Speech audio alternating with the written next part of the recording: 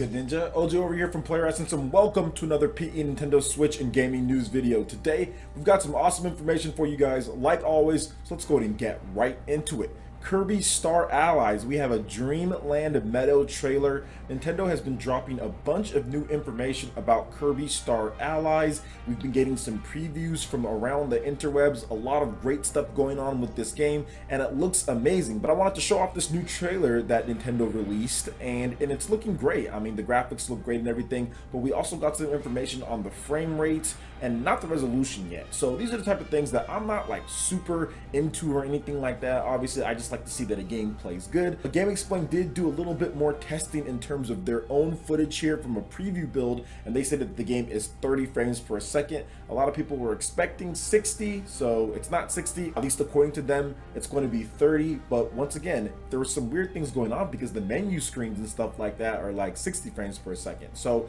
there could maybe be some last second changes, but I wouldn't bank on it considering that Nintendo is letting everyone play this preview event about what, a month before the game comes out, a month and a half, month or so. So I do feel that it is going to be at that, but maybe it's because of all the stuff that's going on screen, and then you also have the multiplayer. But graphically, this is the best looking Kirby game that I've ever seen. Like, if you look at this trailer here, look at the detail on Kirby, look at everything going on when you see some of the gameplay in there. So they're definitely kind of pushing more towards the stability in addition to making sure everything looks great on screen, and it looks like it's going to be a full 1080p as well.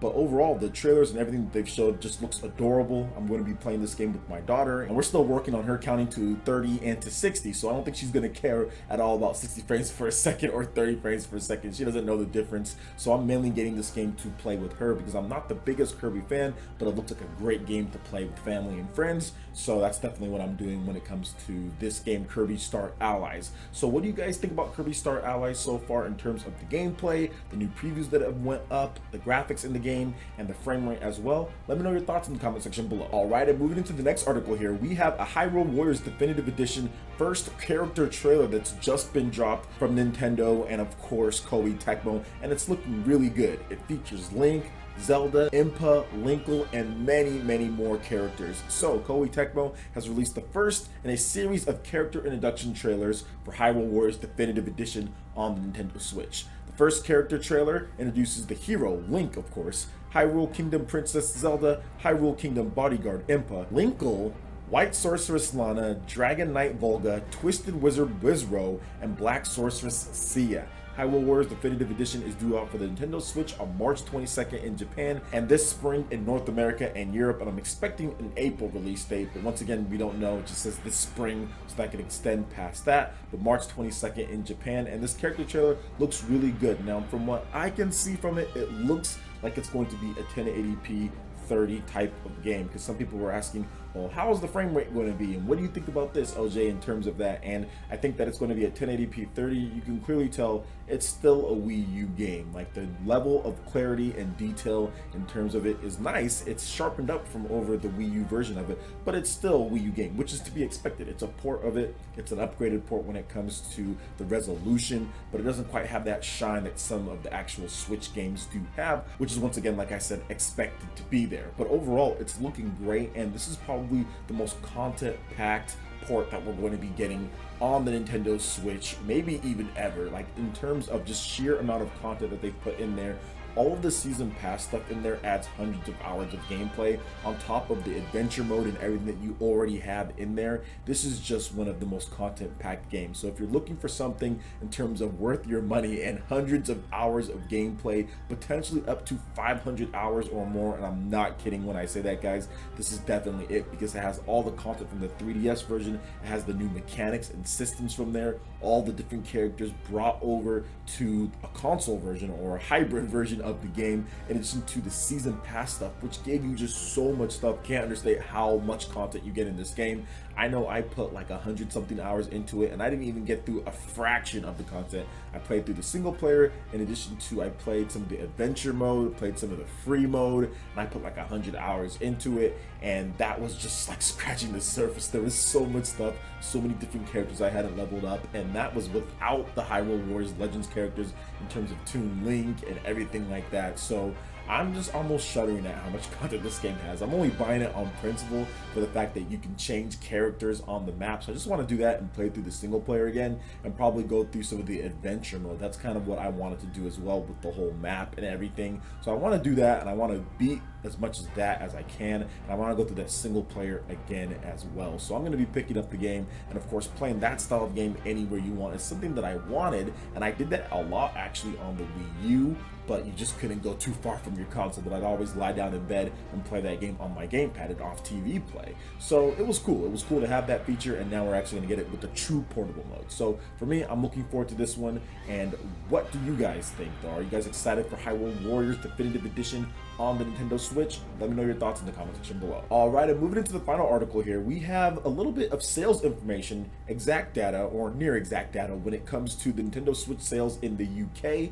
And for many of you guys that follow my channel, you guys know I don't talk about the sales numbers and all that for UK much, because they usually don't give any sales numbers when it comes to their sales charts or when it comes to anything. But we actually have some numbers here, and it looks like the Nintendo Switch is over 700,000 units in the UK since launch, and it's beat out the total amount of Wii U sales. So that is, I wouldn't say super impressive, because the UK has never been a hotbed for Nintendo products for the most part, outside of the Wii and DS, which one of the analysts here talks about a little bit, and we'll discuss that.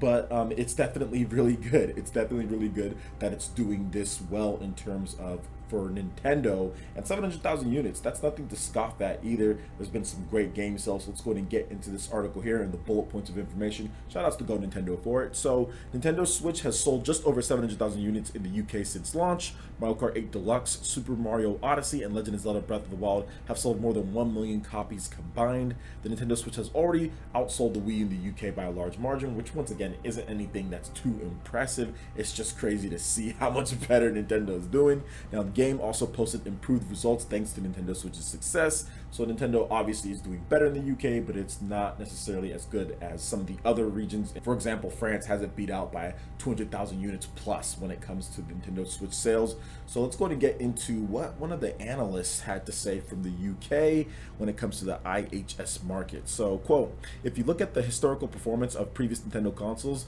UK has really taken the lead in sales in Europe. It's normally France and occasionally Germany. The Wii and the DS were the exception to the rule. In the UK, there was a thirst for Wii from non-traditional game retailers, and it shifted out of the game sector into something much more akin to a lifestyle product for offerings such as Wii Fit. There was also a similar vibe with the Nintendo DS, and I think that we could attribute some of the success of the DS due to the halo impact of the Wii. So historically, more often than not, the UK has been relatively less engaged with the Nintendo brand and its IP compared to some of its European cousins, considering its normal leading position in the console adoption in Europe. But I also think that there were some other local factors which may have dampened UK sales of the Nintendo Switch. A £280 price point against a backdrop of exchange rate and economic turmoil following the Britex vote probably pushed this out of financial reach of a good number of consumers. Add to this the up and down supply of the Nintendo Switch, very limited price point discounts for the console at the end of 2017, the aggressive price points of the favored Xbox One S and PS4, and a picture forms where it's not surprising that the Nintendo Switch has not altered the historic trend of the UK following the lead of France. The makeup of the console market in the UK differs from France and Germany due to the popularity of the Xbox brand in the market. Xbox is far less competitive in France and Germany, which alters the dynamic of the market somewhat and may contribute to the relative success of Nintendo products in these markets, especially France. And it's likely that the sales trend will continue unless Nintendo Switch starts to shift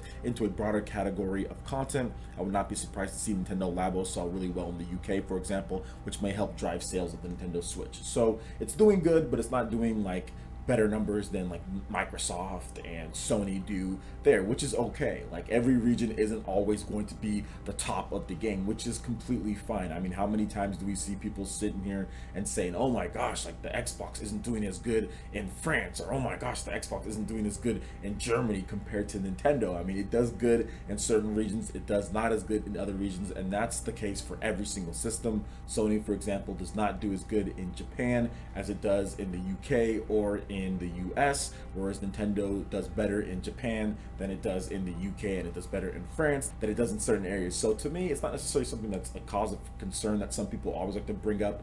In the Wii U era, this was something that was hit so hard. People used to sit there and drive this point home about the UK and the Wii U sales were horrible and everything like that. It was pretty annoying when it came to it, but overall, Wii U sales weren't good really anywhere. But the UK just seemed to be like the hotbed for like clickbait articles when it came to sales in the Wii U and everything like that. So I'm happy that it's doing better so we don't get those stupid articles, because a lot of them were dumb. Obviously, a lot of them were right and legit because of the Wii U sales were pretty bad in the UK. I think it launched at 40,000 sales, which is just not very good at all, and it just dipped even below that, sometimes selling less than like 1,000 units in the UK per a week or something like that. So obviously it wasn't good, but it just seemed like it was excessive with some of the stuff. But either way, it's good to see that Nintendo has rebounded somewhat when it comes to things, and I think that'll continue to stay pretty even keel when it comes to the UK. But really the big markets for Nintendo are the US and Japan. Those are probably the two biggest markets. And then Europe, there's a big market there, but it's going to be Germany, it's going to be France, it's not going to be the UK. So we've already got the sales numbers from those other two countries,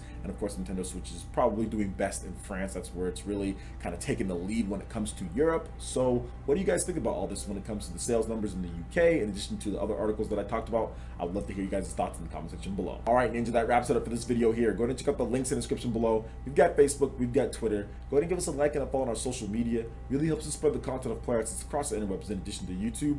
Also, make sure you check out our Patreon and YouTube live gaming page. Consider supporting Player Essence. When you do so, it gets you access to all sorts of cool benefits, perks, rewards, and emotes via YouTube sponsorship. So check out the link in the description below. Consider supporting Player Essence right here on YouTube. Hit that like button if you did like this video. Lets me know you guys want more content like this going forward in the future. And subscribe to Player Essence for the latest RPG, Japanese, and Nintendo gaming news. Thank you so much for watching. I will catch you in the gym for the next video. Peace.